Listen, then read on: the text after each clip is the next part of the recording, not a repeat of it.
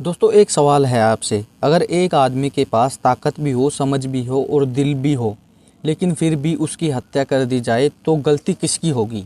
और अगर वही कहानी सालों बाद उसके बेटे के जरिए पूरा इंसाफ पाए तो क्या उसे सिर्फ फिल्म कहेंगे? दोस्तों आज हम बात कर रहे हैं बाहुबली महागाथा की, जो कोई नई मूवी नहीं है बल्कि भारत की सबसे महान सिनेमाई गाथा है। नमस्कार दोस्तों, आप देख रहे हैं केसी मूवी चैनल, जहां आपको बॉलीवुड साउथ मूवीज़ के रिव्यू देखने को मिलते हैं, जहां बात होती है फिल्मों की सच्चाई, इमोशन और देसी अंदाज में। वीडियो अच्छी लगे तो लाइक एंड सब्सक्राइब जरूर करना दोस्तों चैनल को। दोस्तों बात करते हैं बाहुबली महागाथा असल में है क्या। सबसे पहले सबका कंफ्यूज क्लियर करते हैं दोस्तों। बाहुबली महागाथा कोई नई फिल्म नहीं है, ये है बाहुबली द बिगिनिंग और बाहुबली 2 द कंक्लूजन। दोनों फिल्मों की पूरी कहानी को जोड़कर एक महाकाव्य रूप में दिखाया गया स्पेशल वर्जन है दोस्तों। इसलिए जो लोग बोलते हैं नई बाहुबली मूवी आई है तो वो गलतफहमी में है दोस्तों। बात करते हैं कहानी की शुरुआत एक बच्चा और एक माँ और एक बलिदान से होती है। दोस्तों कहानी शुरू होती है एक ऐसी माँ से जो अपने बच्चे को मौत के मुंह से बचाने के लिए तेज बहती नदी में कूद जाती है। वो बच्चा बच जाता है लेकिन माँ मर जाती है।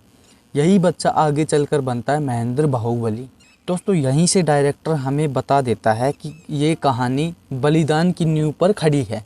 दोस्तों बात करते हैं मूवी में शिवा का बचपन और उसका सपना। शिवा बड़ा होता है एक छोटे से गांव में, लेकिन उसका दिल हमेशा उस झरने के पार रहता है। वो झरना सिर्फ पानी नहीं, उसकी पहचान की दीवार है।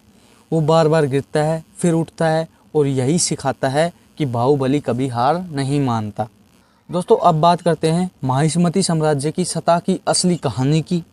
यहाँ हम देखते हैं राजनीति, सत्ता की भूख और सिंहासन का खेल। यहाँ दो चेहरे होते हैं, आमेंद्र बाहुबली जो जनता के लिए जीता है, भल्लाल देव जो सत्ता के लिए सब कुर्बान कर देता है। दोस्तों आमेंद्र बाहुबली तलवार से नहीं दिल से राज करता है। वो प्रजा के साथ खेत जोतता है, गरीबों का दर्द समझता है और युद्ध को आखिरी रास्ता मानता है। यही कारण है कि जनता उसे राजा मानती है। दोस्तों भल्लाल देव बुरा इसलिए नहीं क्योंकि वो ताकतवर है, वो बुरा इसलिए है क्योंकि उसे सत्ता चाहिए, इंसाफ नहीं। उसके लिए लोग सिर्फ मोहरे हैं और यही सोच उसे सबसे बड़ा विलन बनाती है। दोस्तों बात करें मूवी में शिवगामी देवी की। शिवगामी देवी एक महान राजमाता है लेकिन इंसान है। उनका एक फैसला आमेंद्र बाहुबली का राजा न बनाना पूरी कहानी की दिशा बदल देता है। दोस्तों यही दिखाती है कि एक गलत निर्णय कितनी बड़ी कीमत वसूल सकता है। दोस्तों अब आते हैं सबसे चर्चित सवाल पर, कटप्पा ने बाहुबली को आखिर क्यों मारा? कटप्पा धोखेबाज नहीं था, वो राजधर्म का कैदी था। उसने वही किया जो आदेश मिला। यहीं से कहानी और भी दर्दनाक बन जाती है। दोस्तों अब बात करते हैं बाहुबली 2 बदला नहीं न्याय की मूवी की। महेंद्र बाहुबली जब सच जानता है तो वो सिर्फ अपने पिता का बदला नहीं चाहता, वो चाहता है न्याय। देवसेना का अपमान, 25 साल की कैद और एक औरत का स्वाभिमान यहीं उसे युद्ध के लिए मजबूर करता है। दोस्तों देवसेना सिर्फ हीरोइन नहीं, वो एक प्रतीक है सम्मान का, हिम्मत का, स्वाभिमान का। उसका झुकने से इनकार करना इस कहानी को और ऊंचा ले जाता है। दोस्तों भल्लाल देव मरता इसलिए नहीं क्योंकि वो दुश्मन था, वो मरता है क्योंकि उसका अहंकार उसे खा जाता है। और बाहुबली जीतता है क्योंकि वो जनता के साथ खड़ा होता है। दोस्तों बात करते हैं अब मूवी में BGM and VFX and cinematography की। बैकग्राउंड म्यूजिक आज भी रोंगटे खड़े कर देता है। दोस्तों वीएफएक्स अपने टाइम से बहुत आगे, युद्ध दृश्य भारतीय सिनेमा का गर्व। दोस्तों बाहुबली मूवी बहुत ही फेमस है, अमर है।